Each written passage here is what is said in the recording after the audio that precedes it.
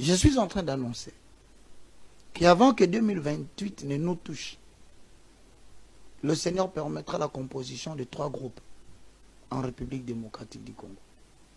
Tous, nous allons nous aligner sur ces 3 groupes. Le premier groupe, c'est ce qui vient d'être fait avec le conclave. Il y a des gens qui vont se retrouver derrière l'ex-chef de l'État. C'est le premier groupe. Nous avons un destin qui nous attend tous. Le deuxième groupe, c'est toutes les personnes qui travaillent avec le régime en place.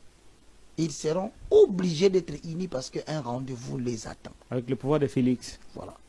Maintenant, le troisième groupe, c'est le groupe que les chrétiens, tous ceux qui s'appellent du nom de Jésus-Christ, tous ceux qui prétendent croire à un Dieu unique et personnel, ils vont devoir, dans le jour à venir, malgré les tumultes d'incompréhension, se regrouper. Ils ne soutiendront ni le régime en place, ils ne soutiendront ni le régime passé. C'est chez eux que sortira un Longhi qui va contacter les 2 groupes, et de cette union, de cet entretien, sortira la personne que l'Éternel va vouloir qu'il puisse présider à la destinée de la République démocratique du Congo. Et donc, comme il y a déjà résurgence... Le successeur de Félix Antoine Tshisekedi sortira au terme de la rencontre entre les 3 blocs, l'opposition, la majorité et l'Église. Et je suis déçu de dire à l'opposition tout entière qui sont partis au conclave, je vous aime, mais il n'est pas parmi vous. Oh, le successeur de Félix Tshisekedi ne sortira pas parmi eux. Du groupe de conclave de Nairobi. Il n'est pas là. D'où sortira le successeur? J'ajoute encore quelque chose de très important. L'Éternel a utilisé le président ancien comme étant le président pédagogique pour éduquer une nation qui s'est rebellée à Dieu. Dieu nous les a imposés. Dieu l'a mis 2 fois. Mais la 3e fois, Dieu l'avait arrêté. Vouloir les pousser à revenir en République démocratique du Congo pour reprendre le pouvoir est une erreur qui va enfanter la colère de l'Éternel sur et la personne que vous forcez et tout le monde. 2. Pour ceux qui sont aujourd'hui avec nous et qui nous dirigent, je vous avais dit, quand vous entendrez parler de la résurgence d'une épidémie au Congo, ici à Kinshasa, préparez-vous parce qu'il y aura un événement qui va créer un bain de sang. Est-ce que c'est cette année avant décembre? Est-ce que c'est début 2026? Retenez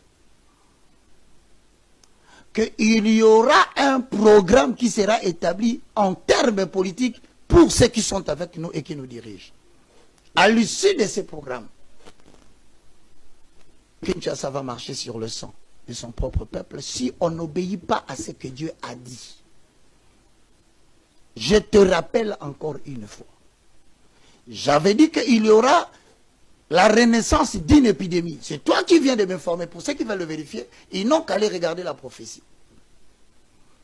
Mesdames et messieurs, trouvez du temps, sauf pour les esprits qui sont naïfs, l'avenir de la République démocratique du Congo en 2025-2026 présente beaucoup d'incertitudes, au point où il se prépare même quelque chose qui risque, comme je lui avais dit un jour ici, ne garder pour le pays qu'une seule institution, présidence de la République. Tu te rappelles, je te le dis. Nous commençons à nous diriger là. Alors je demande à ceux qui sont opposants au niveau du conclave, n'osez pas précipiter la fin de ces mandats. N'osez pas. Et même s'il advenait par quel miracle vous réussissez, les auteurs de ces actes seront massacrés en plein Kinshasa par la population congolaise. Ceux qui vont précipiter la chute du régime Tshisekedi seront massacrés. Ici par la population.